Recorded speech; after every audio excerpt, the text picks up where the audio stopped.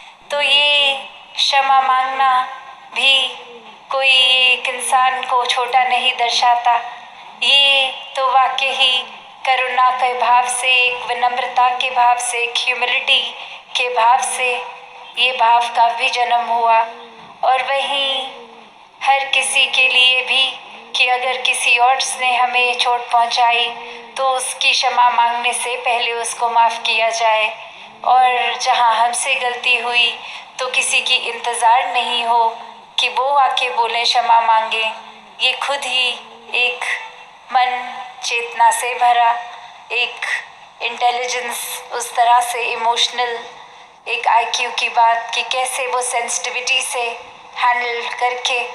एक अपनी बात को रखा जाए। तो कैसे संसार में आज भी जहाँ एक इतनी विस्तार की बात हो रही है, हर फील्ड में हो, चाहे वो आध्यात्मिक रूप भी, चाहे वो भी समागम पे भी सबने विस्तार को ही इलेबोरेट किया, उसी पे बात रखी। कैसे एक आज इंसान अगर चाह रहा है तो वो एक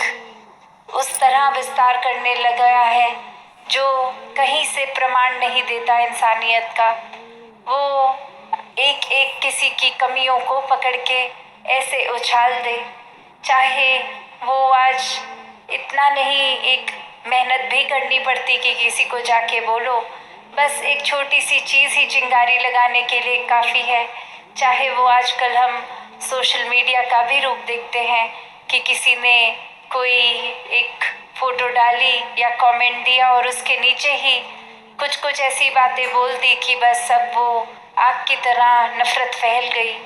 कैसे वो चेक भी नहीं किया गया कि जो हम बोल रहे हैं वो फैक्ट हमारा सही है भी नहीं है, या वो तस्वीर डालने से पहले भी कि ये कुछ लिखा है हमने तो ये चीज़ सही है भी कि नहीं। बस एक होड़ की कुछ जैसे ही कच्चा पक्का भी पता है, बस डाल दें कि ये पता लगे, ये सबसे पहले एक बात हमसे ही पता लगी हो, उस तरह हमारी इम्पोर्टेंस हो जाए। तो भक्त तो हमेशा एक पक्के पैर चलते हैं, ना अफवाहों को एक हवा देते हैं और ना ही ऐसे कान बनते हैं जो निंदा नफरत श्रवण करने में दिलचस्पी रखते हों। तो एक ऐसी बात अगर कान में आई भी तो कैसे वहीं खारिज कर देते हैं कि एक सामने वाले को बता देते हैं कि ठीक है, हमसे ऐसी बातें आप मत कीजिए। अगर आपको भी कायदे से तो नहीं करनी चाहिए किसी के बारे में कुछ उल्टी बात, पर अगर इंटरेस्ट है तो वो हमारा नहीं है। हमारे कान वो ना एक इंटरेस्ट दिखाएं, वरना तो एक मुंह से तो बोल लेते हैं कि ये निंदा नफरत नहीं करनी, पर कर्मों से एक अगर कितने भी व्यस्त हों, बस थोड़ा सा साथ के कमरे में भी बात हो रही हो तो अपना कार्य पॉज कर देंगे, रुक जाएंगे कि दूसरे की भीनी भी जो बात सुनाई दे रही है उसको अच्छी तरह सफाई से सुन लें कि क्या खुशबूस हो रही है साथ के कमरे में। तो बात वही कि कैसे एक अगर वो बात सोची जाए हमारे लिए ज़रूरी है तो अगले को खुशबुसाना भी क्यों पड़ेगा, वो तो आराम से नॉर्मल एक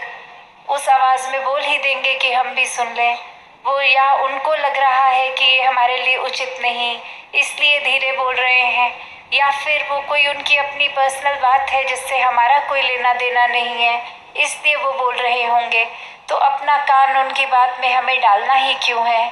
ये रुझाव, ये एक गॉसिप नेचर अगर है तो फिर ये हमारी मन की ही एक शरारत है, मन का ही एक वो पहलू है